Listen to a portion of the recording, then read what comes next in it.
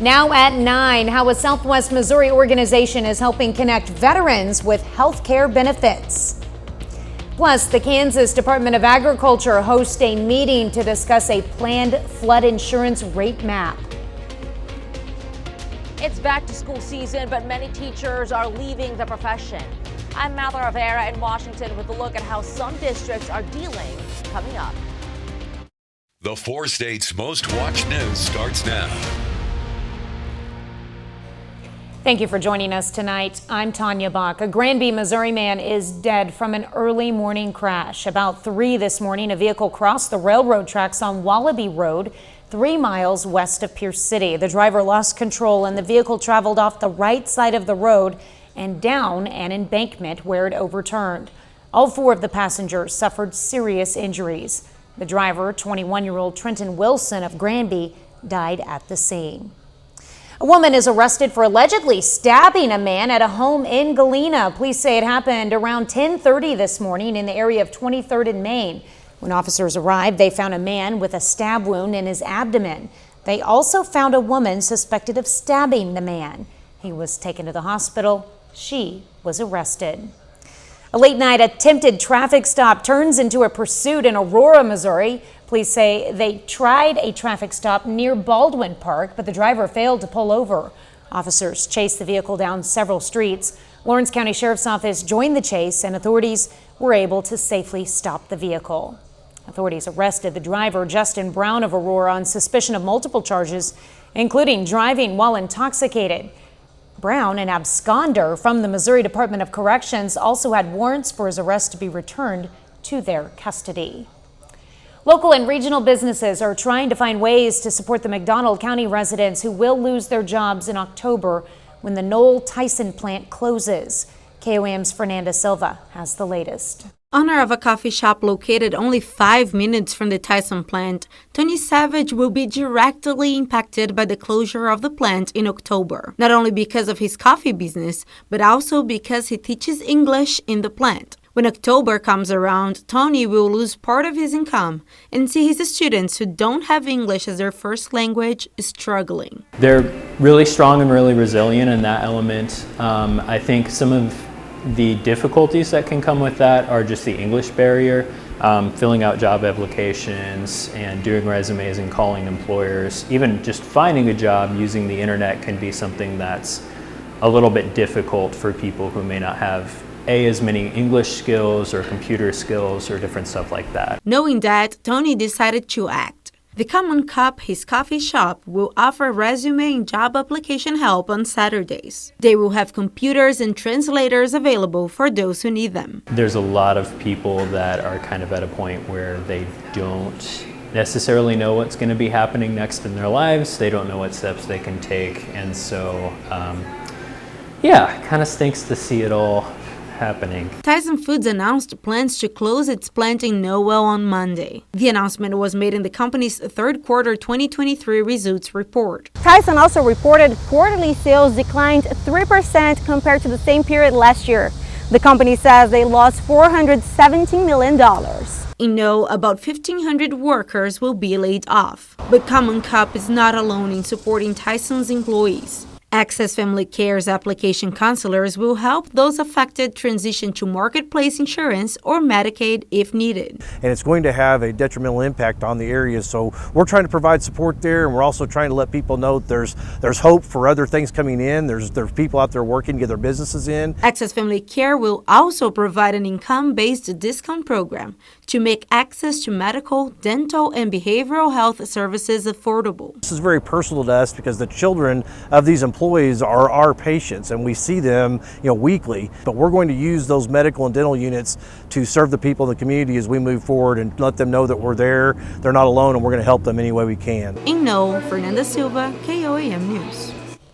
The Common Cup workshop will start this Saturday at 7 a.m. in Knowles Main Street. Spanish and Somali translators will be available to help Tyson employees fill out job applications and work on their resumes. You can find more information KOAMnewsnow.com.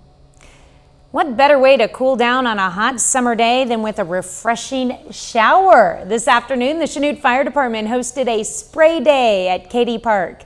Kids of all ages came out to splash around and have a great time beating the heat. Well, I found out that this week they were closing the pool down because they had back to school events, and so they were closing the pool down to get everybody ready to go back to school. They'll open it back up for the weekend, but I just kind of wanted to do something for the kids before they go back to school. Because they love water, and this is kind of an end of the summer thing because all the pools are closed, so this is kind of a last chance for them to get wet and be kids. Well, the event was free and open to the public. Kansas Department of Agriculture today gave residents in southeast Kansas a chance to learn about plans for a new flood insurance rate map. They hosted a meeting at the Erie Public Library where local flood experts could discuss how the new map would impact personal property. An updated map could determine whether someone should get flood insurance and how much it would cost. More accurate topography, helps create more accurate floodplain maps, because being more accurate within a foot of the ground elevation is a lot more accurate than the older maps that are still effective, that are within like 10 feet or so of the actual elevation. So really we're trying to bring more accurate floodplain mapping. The new flood plan map will not go into effect until 2025. The Homeless Coalition of Jasper and Newton Counties hosted a networking event for anyone struggling with homelessness. KOAM's Amber Jenkins has details. Twice a year, the Homeless Coalition hosts Project Homeless Connection, this time having over 20 vendors with resources. To get some community vendors and services all in one place in order to provide information and help to our homeless folks in the community. There were at least 3 vendors with resources for veterans struggling with homelessness. The networking event was a great opportunity for vets trying to get their foot in the door. Well, I'm staying at House Inc. out there. It's transitional housing for veterans, the GPD program through the VA. I've been homeless, I guess, off and on for about the past 10 years. I've bounced around a lot. I just came from Vegas. Rusa says he figured that settling down in Joplin would do him some good. After all, he graduated from Joplin High School back in '92. I'm on a fixed income, but I really kind of make enough to handle it on my own, so I'm just waiting to find somewhere, get my check, next month or whatever. Probably find my own place, apartment or something like that. Come the end of the month. Ruza is just one of the millions of veterans who are able to apply for benefits such as from the PACT Act. The PACT Act recently received a deadline extension from August 10th to the 14th to ensure that no veteran or survivor will miss out on a single day of backdated benefits. All veterans, whether homeless or not, they need to file for all of their benefits. I mean, even if you're well off, you should at least file for your benefits because that gets you within the VA system. Reporting in Joplin, Amber Jenkins, KOAM News.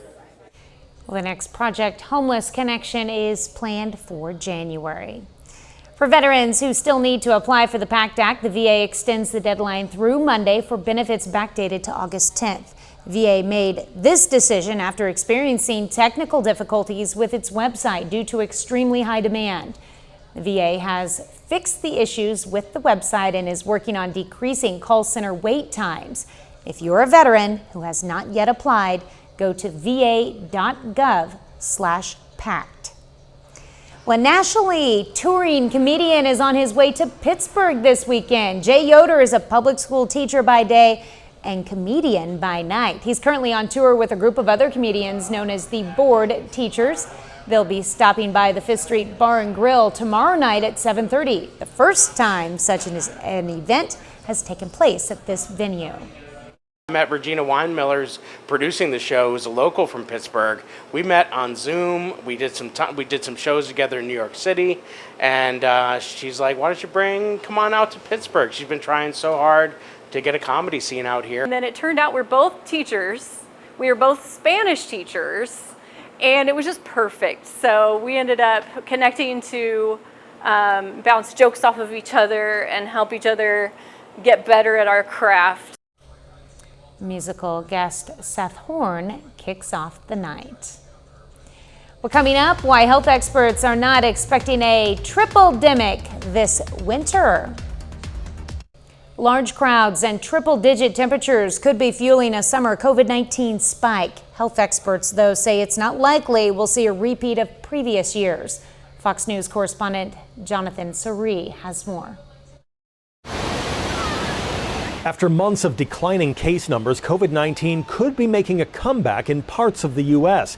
According to the CDC, more than 8,000 people were hospitalized with the virus during the week ending July 22nd. It's a 12% increase from the week prior and the biggest spike in admissions this year. But health experts say it is an improvement from this time last year when more than 44,000 people were hospitalized. This is actually not due to a new variant of concern. This is still the same circulating variants we've had since the beginning of 2023. CDC data show folks in the Northeast and South are seeing the most positive COVID tests. Public health officials blame the spike on an increase in summer travel, as well as a massive heat wave that's driven many people indoors. They also say a drop in mitigation efforts can make the virus difficult to contain. Really, nobody's wearing a mask at this point. Nobody's testing when they have symptoms. Health experts say while most people will only see mild symptoms, they recommend taking a COVID test if you're feeling sick and staying up to date on vaccines. I think the majority of people, if they were to contract COVID-19 right now, are not going to have a particularly rough time out of it. Certainly, if you have any symptoms of COVID-19, there's still really easy access to testing. Drug maker Pfizer expects the FDA to authorize its updated booster shot by the end of this month. In Atlanta, Jonathan Sari, Fox News. There are reports of a Medicare scam involving unwanted COVID tests. The Centers for Medicare and Medicaid Services, or CMS, says they're receiving increasing complaints from Medicare patients. Companies are sending multiple COVID tests to patients who do not want or need them, and then billing the cost to Medicare. The patients don't pay anything, but the scam is cheating millions from taxpayers who ultimately foot the bill for the Medicare program. Well, Doug is next with a complete look at the forecast. And later, as we continue our preview into the upcoming high school football season, we check in with Carl Junction as they look to build with a new head coach.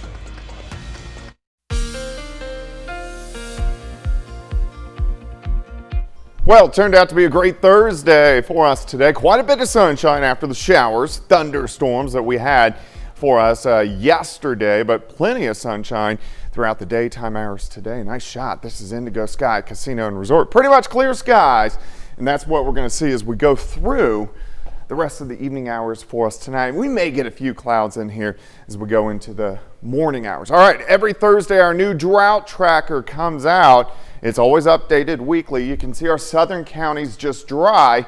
The farther north and west you work, the worse the drought conditions get. If we zoom into the metro, you can see just dry from Neosho, moderate drought, Miami, all the way up to Pittsburgh, Joplin, and then also Carthage. It gets to a severe drought. So we need the rain anytime we can get it. All right, upper 70s to near 80 is where we stand right now. Let's go outside. Here's 7th, here's range line.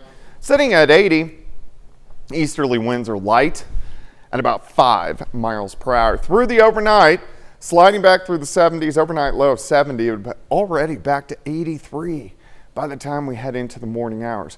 All right, pretty much clear skies.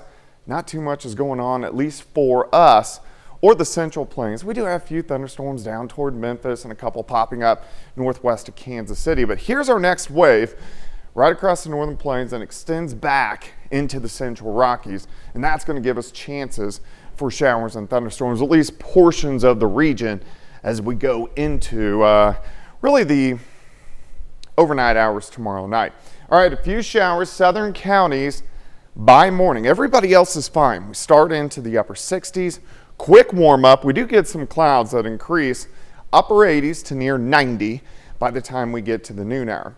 We'll go through the afternoon. We'll stop at 5 p.m. Look at this, mid 90s, 93 in Nevada, 94 in Neosho, Pittsburgh 95, 96 in Independence. Now, as we go into tomorrow evening and tomorrow night, a few scattered thunderstorms start to pop up in our far western counties. Here's 8:30 p.m., then scattered thunderstorms get going on the Kansas and the Oklahoma side. Here's about midnight.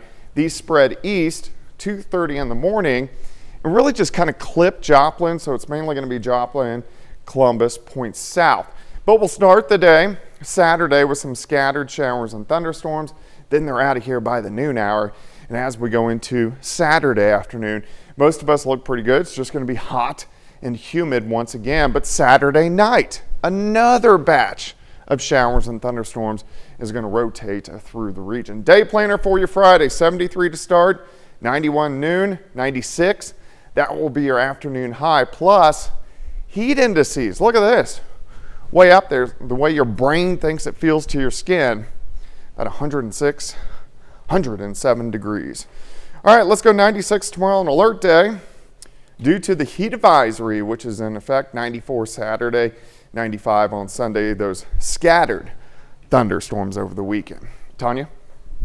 The American Meteorological Society is holding its annual meeting this week. Officials will give their latest findings on the severe weather the nation has endured over the past few years.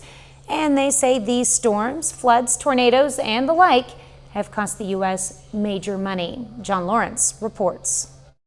Downed trees and significant damage in parts of Massachusetts after at least 2 tornadoes tore through the state Tuesday, according to the National Weather Service. Roughly 1,700 miles to the west in Oklahoma. I was sitting on my couch just watching TikTok, and I felt something. It felt like kind of like a boom. In Tuttle, Oklahoma, heavy gusts from a storm picked up a mobile home and sent it crashing into a parked car. Crews are also dealing with fallen power lines. Just having to clean up all the damage, because we got damage to our fences over there too. So far this year, the U.S. has had 15 disasters that have each resulted in more than $1 billion worth of damage. According to the National Centers for Environmental Information, that's the most billion-dollar disasters in a single year since it began tracking these events in 1980. This tree's completely uprooted going off to the northeast. The storm is going this way, but if you go to the other side of the street, you see snapped and topped and twisted and mangled trees over there. The National Oceanic and Atmospheric Administration says the damage done by the wrath of Mother Nature cost at least $177 billion in 2022 and more than $1 trillion between 2016 and 2022. I'm 55 years old and I've never seen a tornado or straight line winds like this before in my life, and I've lived here for that long. I'm John Lawrence reporting. Coming up, we'll hear from some experts about some tips to help you pay off your credit card debt. You may have noticed your grocery bill went up last month if you buy beef. According to the Bureau of Labor Statistics, grocery bills rose 0.3% in July, and that's mostly because beef prices went up at an average of 2.4%. The exact amount varies based on specific cuts. For example, beef roast spiked 6.5%, while ground beef only went up 1.5%. Now, the reason for the price increases comes from tighter supply. Instacart is now accepting food stamps in all 50 states. That means customers can now buy groceries online with SNAP benefits. Instacart previously launched a pilot program in Alaska with Safeway stores. It has now expanded to more than 10,000 stores across the country. According to the U.S. Department of Agriculture, Food and Nutrition Service, more than 42 million people are enrolled in SNAP. From car loans to credit cards, a new consumer credit report shows Americans' credit card debt is at a record level, hitting $1 trillion for the first time ever. So what can you do if you're struggling to pay off debt? Cole Higgins has 3 tips to help you get back on track. Americans' borrowing habits reaching a historic milestone. For the first time ever, credit card debt levels have surpassed $1 trillion. That's according to data released Tuesday by the Federal Reserve Bank of New York. What we're seeing here is more people carrying more debt. The New York Fed says credit card balances are at a record high for longer periods of time. Meanwhile, a new bank rate survey finds 47% of U.S. credit card holders are currently carrying credit card debt month to month. It comes as interest rates have soared to levels not seen in over 2 decades. The average credit card charges about 20.5%. So there are definitely some worrisome signs there. Ted Rossman, senior analyst at Bankrate.com, has 3 tips for people holding a lot of credit card debt. 1, try the AVALANCHE method. List your debts from the highest to lowest interest rate, make the minimum monthly payment on each, and then invest all your extra cash toward paying off the highest interest debt. Repeat until you've paid all your debts down.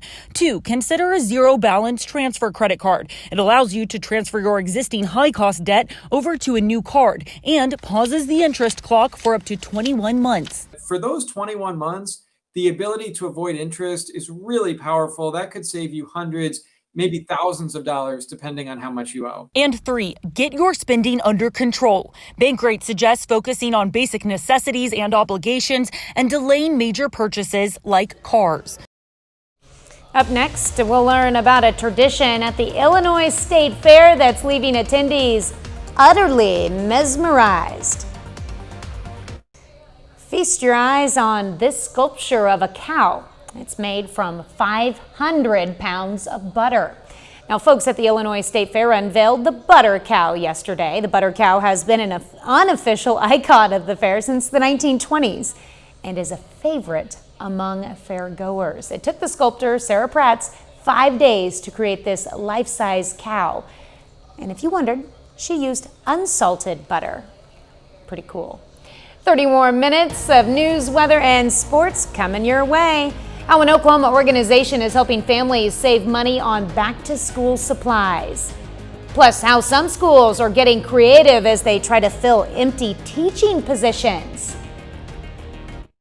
Families are spending record amounts on school supplies this year. The higher costs are because of inflation, and that means a lot of students may start classes without the supplies they need. Caitlin Deggs reports.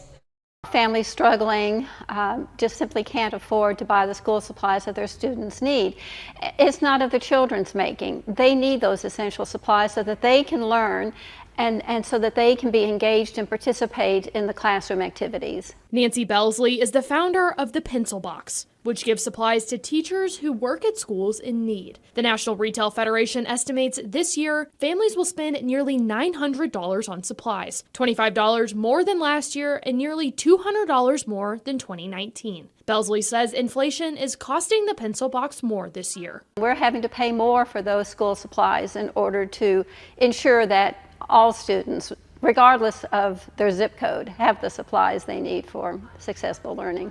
In addition to more expensive supplies, there are 71 schools eligible for the supplies this year, up from 66 last year. We're working with schools, public schools throughout all of Tulsa County, where 70% or more of the students are living at or below the federal poverty level. She hopes the supplies the group provides will help kids get the education they need. Rather than humiliating the child who has to ask for a pencil, you hear about teachers saying, well, I'll give you a pencil, but you have to give me your shoe. That way it ensures the teacher that they get the pencil back. We want them just to have the pencil and move on down the road. Well, the Pencil Box says it is serving 30,000 students in Tulsa County right now, and it expects those numbers to go up as the school year continues. First Lady Jill Biden, along with Secretary of Education Miguel Cardona and Secretary of Homeland Security Alejandro Mayorkas, met this week to discuss keeping private student and school information safe as cybersecurity attacks are on the rise. Secretary Cardona says the Department of Education is establishing a new government coordinating council in order to deal with and prevent any future cyber attacks.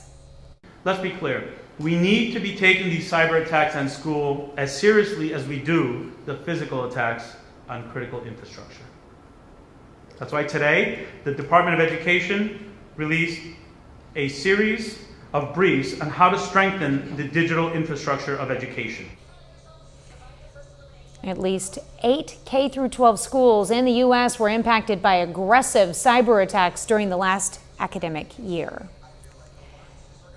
A new back-to-school poll confirming what every parent already knows: there aren't enough hours in the day. Parents say they get an average of about 1 hour and 16 minutes to themselves during the day, and that's according to a recent survey of 1,500 parents of school-age kids. The survey also asked teachers, many of whom are also parents, how much me time they get. Teachers reported even less, just 1 hour and 12 minutes a day. Well, it's back to school season, and while districts across the country welcome kids back to the classroom, a big issue they're also facing: teachers are leaving. Some schools taking more creative approaches to get educators back. Fox News correspondent Madeline Rivera has that story from Washington.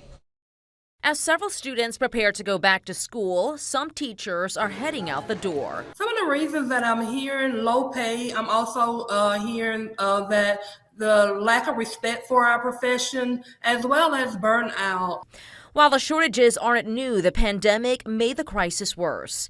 In a survey conducted last year, 86% of National Education Association members say they've seen more educators leave the profession or retire early since 2020. Some of the educators I spoke with talked about other job opportunities with competitive salaries, as well as work from home opportunities. Desperate to retain teachers, some districts are turning to creative measures. In South Carolina, the Fairfield County School District is building a so-called teacher village. They hope the low cost of housing will help with retention. Others, like San Elizario near El Paso, Texas, believe their newly implemented 4-day school week is a game changer. We have the teachers applying, and we have waiting lists for the very first time in our district. Teachers say the support is needed so students don't pay the price. It is so important that we have educators who really value teaching and who really will look and work with our students. The burden is falling especially hard on Black and Latino teachers who are already underrepresented in the industry. Last year's NEA poll found 62% of Black and 59% of Latino educators were looking toward the exit signs. In Washington, Madeline Rivera, Fox News. A little bit later, we take a closer look at how AI is impacting jobs and the economy.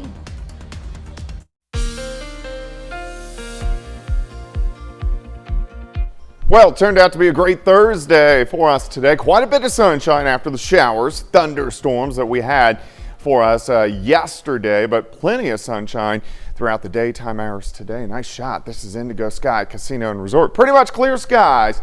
And that's what we're going to see as we go through the rest of the evening hours for us tonight. We may get a few clouds in here as we go into the morning hours. All right, every Thursday our new drought tracker comes out. It's always updated weekly. You can see our southern counties just dry.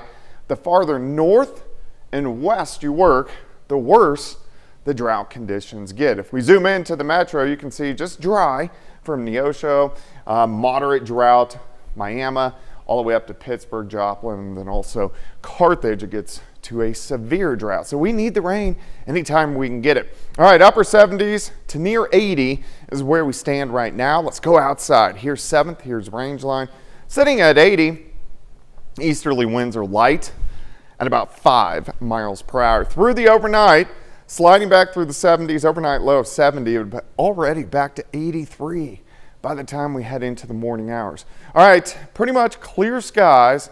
Not too much is going on, at least for us or the Central Plains. We do have a few thunderstorms down toward Memphis and a couple popping up northwest of Kansas City. But here's our next wave right across the northern plains and extends back into the Central Rockies. And that's going to give us chances for showers and thunderstorms, at least portions of the region as we go into really the overnight hours tomorrow night. All right, a few showers, southern counties by morning. Everybody else is fine. We start into the upper 60s. Quick warm up. We do get some clouds that increase upper 80s to near 90 by the time we get to the noon hour.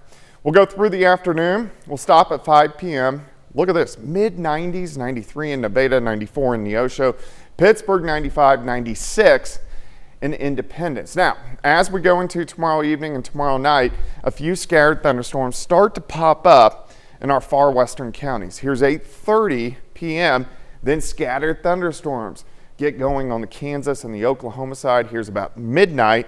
These spread east, 2:30 in the morning, and really just kind of clip Joplin, so it's mainly going to be Joplin, Columbus, points south.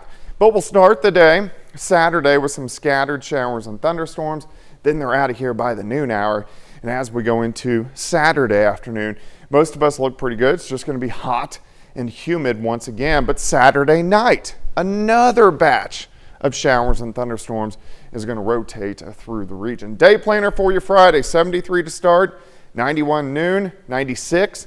That will be your afternoon high, plus heat indices. Look at this. Way up there, the way your brain thinks it feels to your skin, at 106, 107 degrees. All right, let's go 96 tomorrow on alert day. Due to the heat advisory, which is in effect 94 Saturday, 95 on Sunday, those scattered thunderstorms over the weekend. Tanya? Well, coming up in sports, Missouri Southern men's basketball finalizes its recruiting class. Plus, Mount Vernon football prepares for the upcoming season. John Dales has those stories and more after the break.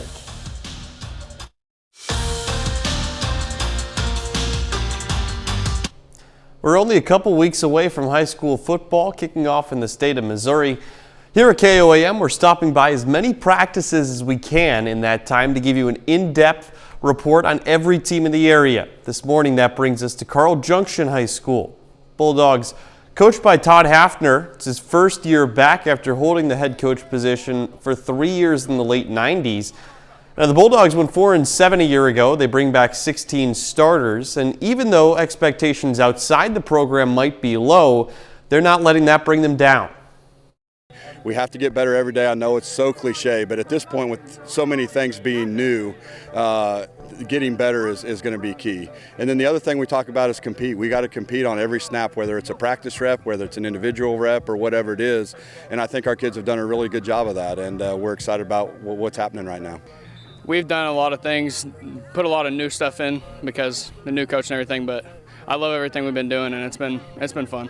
I expect us to be a lot better than other people think of us because they just don't see what we're doing out here right now, and we're doing a lot better than everyone expects. Elsewhere, Mount Vernon football is another school that returns several starters from last season. Now, in 2021, the Mountaineers went 1-10. Last season, they flipped that into an 8-4 record. But year in and year out, they go through the gauntlet of a schedule while playing in the Big 8 Conference. Head coach Tom Cox is excited to see how his team is able to navigate those waters in 2023. What's crazy now about the Big 8, I just love it because we play 3 crossover games.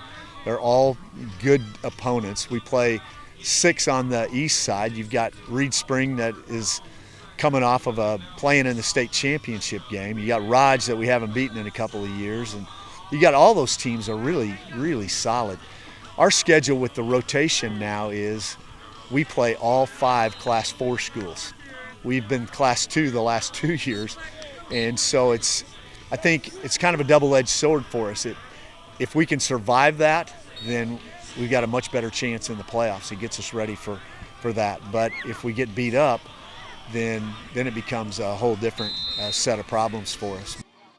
College basketball season still a little ways down the line, but Missouri Southern men's hoops getting closer, announcing their final 23-24 recruiting class today.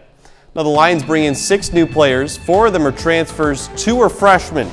One of those transfers, Cam Williams, has actually been playing college hoops since 2018.